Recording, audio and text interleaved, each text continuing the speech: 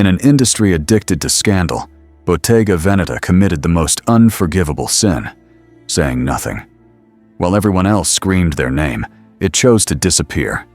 No logo, no face, no explanation, just a silence. So elegant it hurt. The fashion world survives on hysteria, flashes, hashtags, fleeting idols. But in the middle of the noise, this house was born like a shadow walking barefoot across marble. It didn't ask for attention. It devoured it in silence. Every piece, an intrecciato bag, a precise silhouette, an impossible cut, was an act of defiance. It didn't try to shout luxury. It exhaled it. Because when matter is perfect, the voice becomes useless. Others built temples of excess. Bottega Veneta built a cult where silence was prayer, leather was faith, and anonymity. Absolute power. That venomous green was not a color. It was poison. A reminder that elegance needs no permission. That luxury, when it is real, needs no witnesses.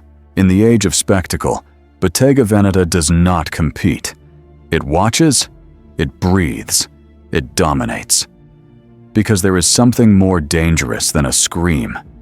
A silence that does not ask for attention, but demands it. And that silence carries the name Bottega Veneta. Before it was a brand, Bottega Veneta was a whisper born among mountains. Vicenza, in northern Italy, was not Milan or Rome. It had no runways, no paparazzi, no fashion gods, only workshops where leather smelled of earth, of sweat, of time.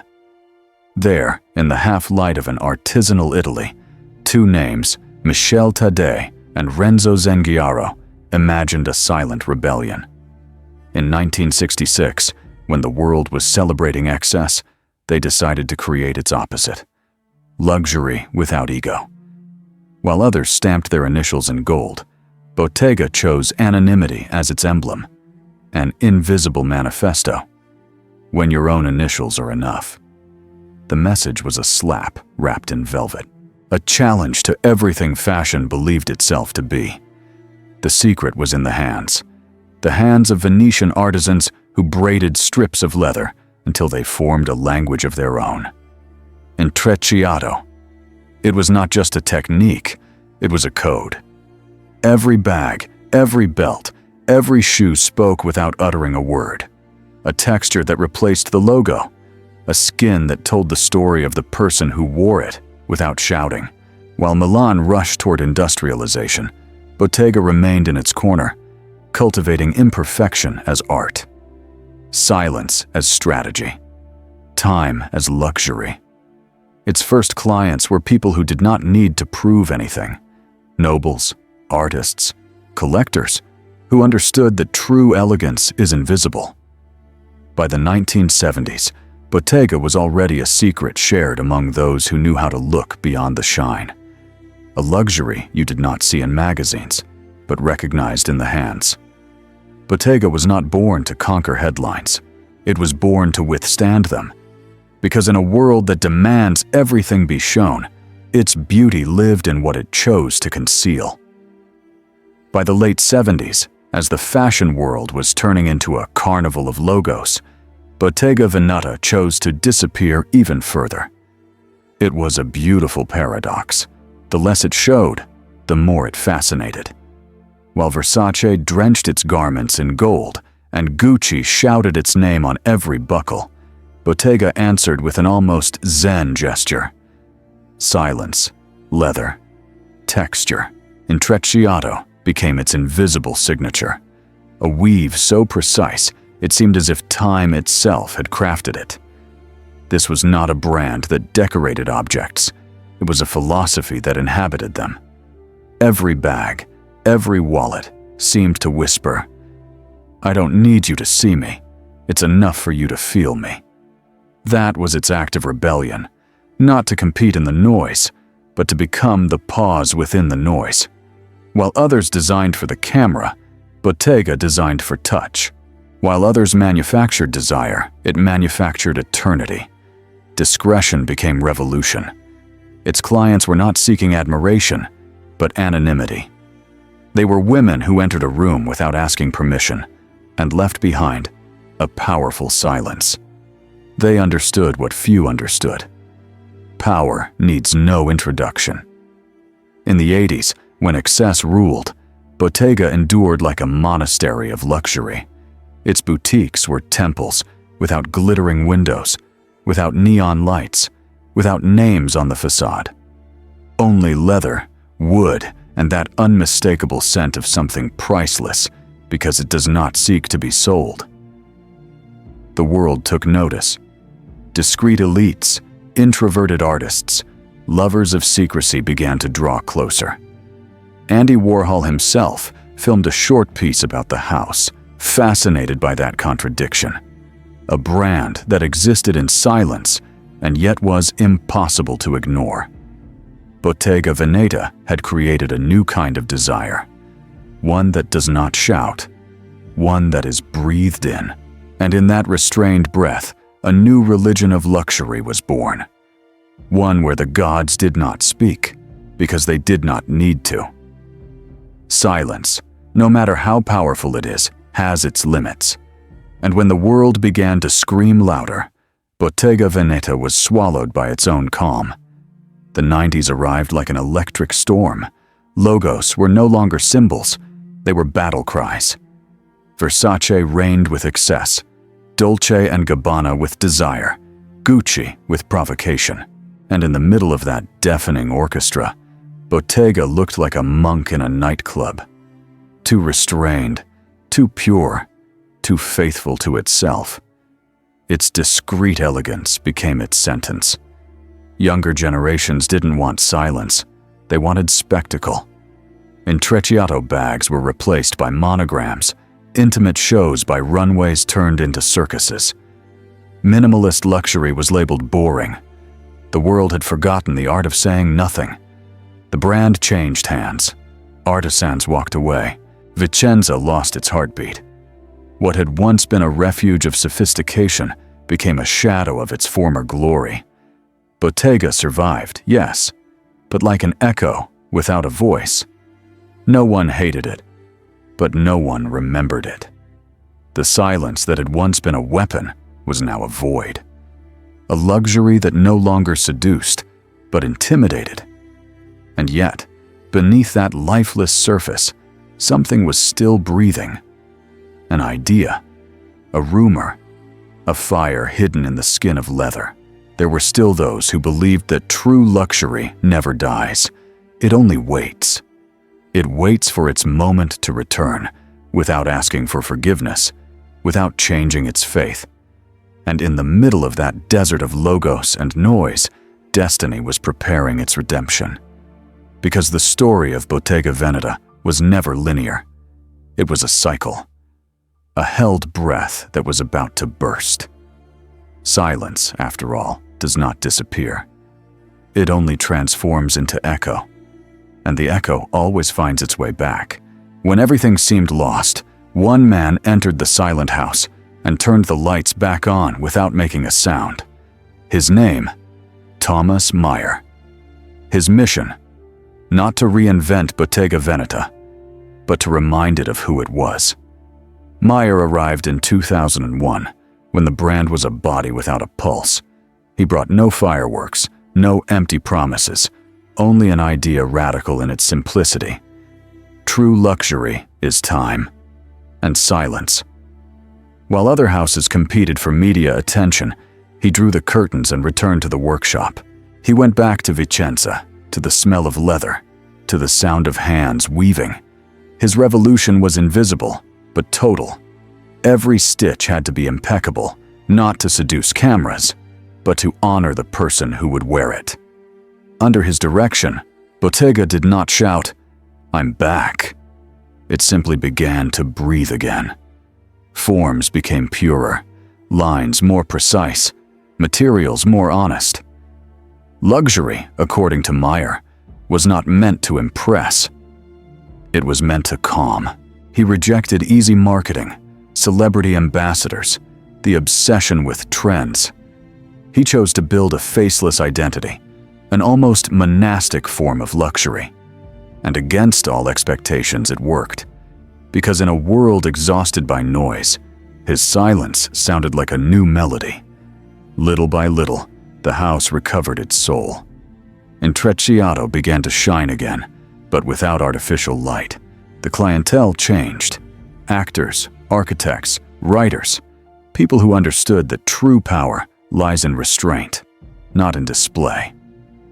Maier understood something few dare to accept, that real luxury is not bought, it is felt, and that a brand can scream without saying a single word if every detail vibrates at the exact frequency of the soul. For nearly 2 decades, Thomas Maier did more than resurrect a house. He turned it into a silent religion, a faith woven from leather, precision, and absolute respect for time. And when the world finally listened again to the name Bottega Veneta, it was not because of a scandal, nor because of a logo, but because of something far more dangerous, an elegance that did not ask for permission. In 2018, the silence of Bottega Veneta cracked again, not with a scream, but with a flash, a color, a shade impossible to ignore. Bottega green. And behind that lightning strike stood a young man with the gaze of an architect, Daniel Lee. No one saw him coming. No one understood him at first. But within months, the name Bottega Veneta was circulating on the world's lips again with the same intensity it had once avoided. Lee did not want to revive the past. He wanted to detonate it from the inside. Where Maier had built calm, Lee injected contained fury. Where silence had been contemplation, he turned it into rhythm. And suddenly, silence became brutal music. Green, that electric, almost toxic shade, was no accident. It was a manifesto, the color of poison, the color of rebirth, the color of danger disguised as elegance. Silhouettes hardened, bags inflated like sculptures, shoes with grotesque soles, dresses that looked designed for women who do not ask permission to exist. It was minimalism with clenched fists, silence with teeth. Bottega became a viral phenomenon. Without having social media, its mystery was its engine. Every appearance, every show, every carefully filtered image seemed to come from another dimension. A universe where luxury is not sold, it is invoked. Daniel Lee turned Bottega into a contemporary myth, a brand that did not speak, yet made everyone else shout its name. Silence became contagious. Other houses tried to copy the formula, but none understood that it was never about the color or the design. It was about the pulse, the danger, absolute control. Because beneath the radiant green, the same faith was still beating. Beauty does not need volume, only precision. No brand in the 21st century dared to do what Bottega Veneta did under the reign of Daniel Lee, disappear at the very height of its fame. While everyone else competed for followers, hashtags, and headlines, Bottega shut down its social media. No explanation, no announcement, just silence. It seemed like a suicidal move, or so everyone thought. But it was the exact opposite. A stroke of genius, turning absence into desire, mystery into power. The digital world became its inverted mirror. While others published every second of their existence, Bottega turned into a selective ghost, a rumor among the chosen. Its content leaked like relics, low-light images, brief videos that felt like dreams. No one knew anything, and because of that, everyone wanted to know everything. The culture of secrecy became its most elegant weapon. It was a modern faith, a silent liturgy in which followers waited for the brand's next appearance as if awaiting a divine revelation. Stores, redesigned as green and gold temples, radiated an almost mystical energy. To enter one was to enter another rhythm, that of suspended time. In that universe, marketing did not exist. Myth did. Each collection was treated like a spell, each garment like a sacred artifact. It wasn't shown, it was sensed. And when the public was finally allowed to see it, a legend had already been born. Daniel Lee understood that luxury does not live on exposure, but on restraint.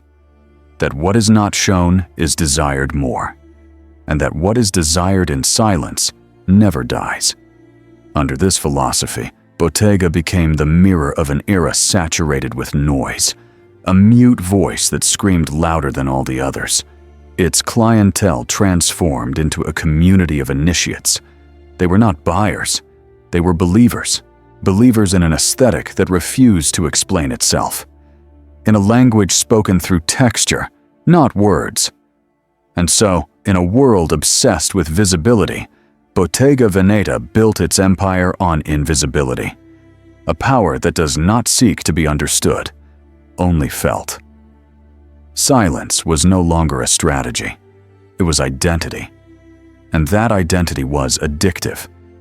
Because when everyone is talking, the true provocation is to remain silent. In the Daniel Lee era, Bottega Veneta stopped being a luxury brand.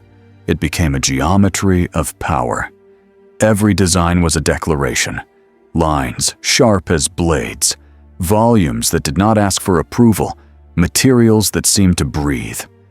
Nothing at Bottega was pretty. It was inevitable. It was how luxury was meant to impose itself, without words, without gestures, through presence alone. The inflated bags, the pouch, the cassette were not accessories. They were soft armor. The square-toed sandals with thick soles were not meant to flatter, but to claim space. Every garment seemed born from the body of a woman who does not smile because she does not need to. The aesthetics of power were no accident. They were a system, an architecture of domination wrapped in woven leather. A femininity that was not delicate or accommodating, but brutal, cerebral, almost martial. Daniel Lee understood that in a world afraid of silence, elegance can be a form of threat. His models did not walk, they advanced. His clothes did not adorn, they imposed. Every movement on the runway carried the tension of a controlled battle. And yet, beneath that hardness, there was an invisible tenderness, the artisan's precision, the human pulse behind perfection. Power did not live in noise, but in exactness, in making the impossible. A bag without visible seams, a jacket that breathes like skin, feel obvious. Bottega became a cultural force, not just an aesthetic one. Photographers copied its green tone, artists its texture, competitors its mystery. But no one could imitate its presence, because Bottega's power did not come from what it showed, but from what it contained. It was the same power held by an unblinking gaze, a body that does not hesitate, a woman who enters a room and the air changes. That was Bottega Veneta, luxury turned into body language, an elegance that does not decorate, but dominates, an aesthetic so precise it becomes political, and within that contained perfection, something dark began to stir.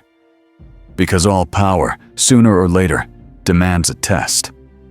Silence, when it becomes too powerful, begins to make noise, and inside Bottega Veneta, the echo started to fracture. Daniel Lee had turned muteness into spectacle, mystery into religion. But the fire that resurrects can also burn the house that contains it. His vision was a flame, brilliant, dangerous, unpredictable, and the upper circles of caring, the group watching from the shadows, feared that flame might slip out of control.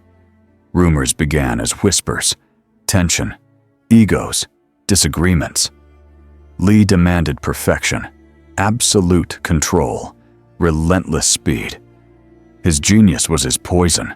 In the ateliers, his energy was electric. In the offices, explosive. The man who had given Bottega its voice again was about to be silenced by his own echo. Matteo Blazy, his right hand, watched from the shadows. Belgian, discreet, cerebral, the kind of creator who prefers to build temples, not set cities on fire. While Lee created storms, Blazy studied the wind. He knew the next era of Bottega should not shout louder, but breathe deeper.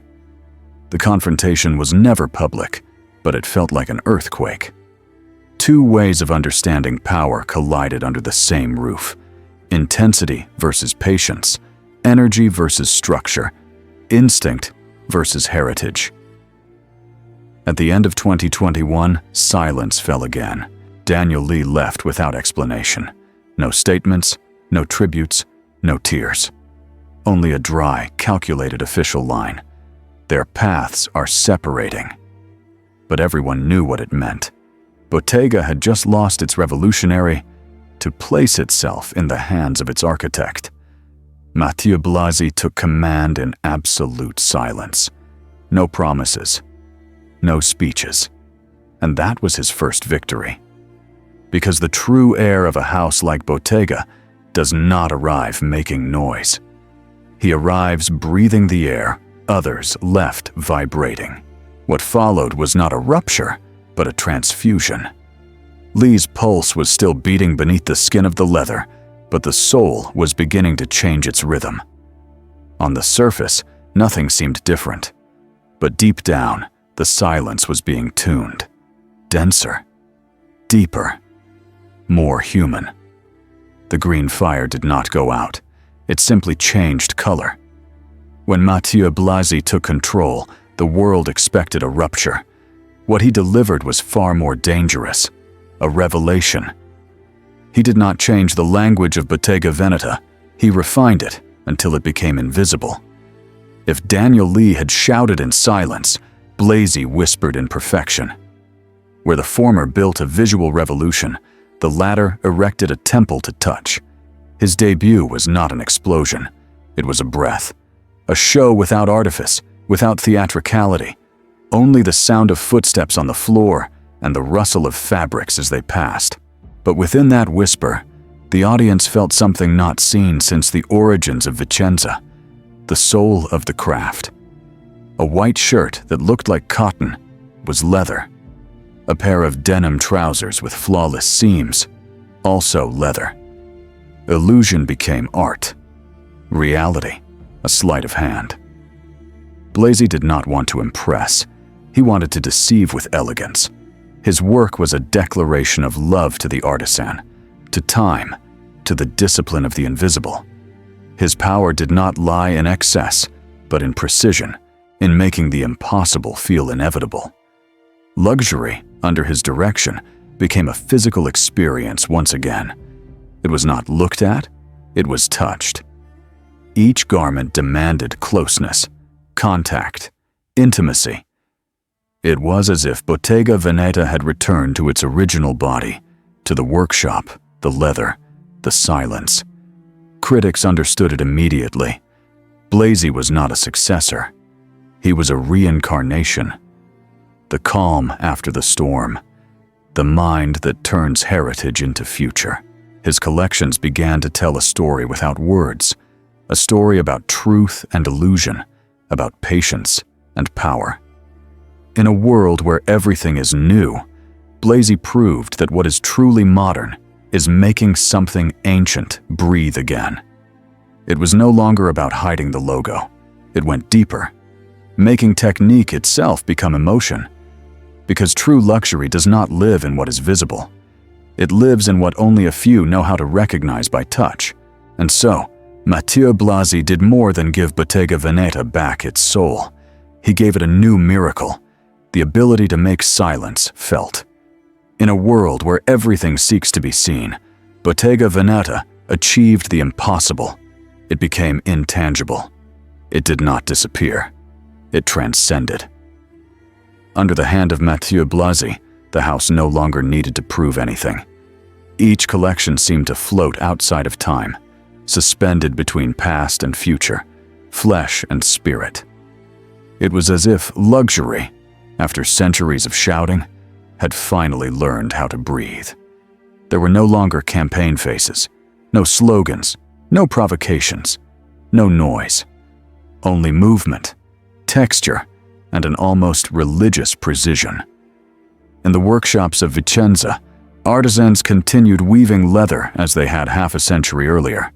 But now every gesture was a manifesto against speed, a silent prayer in the age of obsolescence. Invisible luxury. That is what Bottega Veneta had invented, a form of power that does not conquer the masses, but disarms them. An aesthetic that does not need to be explained, because it does not speak to the eye, but to the pulse. Its garments seemed designed for bodies that inhabit the world with absolute dignity, that do not need to shine, because they are the light. And that is the final secret. Invisibility is not absence. It is dominance. The dominance of those who do not compete, because they have already won. Green was no longer poison. It was a symbol of balance. Silence was no longer resistance. It was a form of freedom. On a planet saturated with screams, Bottega Veneta turned calm into revolution. Without logos, without idols, without words. Only one certainty. That true luxury is not about possession, but about endurance. And while other houses race to reinvent themselves every season, Bottega continues to walk with a slow, precise, absolute step, like a shadow that knows that light, sooner or later, will have to follow it. There are brands that make history, and there are brands that become silence. Bottega Veneta never needed a slogan because its entire existence is one, a wordless declaration against excess, a meditation on the power of form, a reminder that what is essential does not shout, it breathes. In its world, leather is not a material, it is memory. Color is not a trend, it is a vital tone. Silence is not absence, it is language. From the workshops of Vicenza to the runways of Milan, every stitch still says the same thing it did in 1966. That true elegance needs no witnesses. That authenticity is not sold, it is passed on. And that time, when handled with respect, becomes matter. Bottega Veneta did not change fashion. It slowed it down. It forced it to listen. In an era where everyone competes for attention, its silence became the most powerful sound in modern luxury. It does not seek followers, it seeks devotees. It does not sell products, it offers peace. It does not speak, yet it defines what others try to say. Because deep down, true luxury is a mirror. If you have nothing to prove, you can finally see yourself. And in that reflection, where form dissolves and only essence remains, Bottega Veneta is still there, intact, unshaken, infinite. In a world that never stops talking, its silence has never sounded louder. And you? Could you build your power without speaking your name?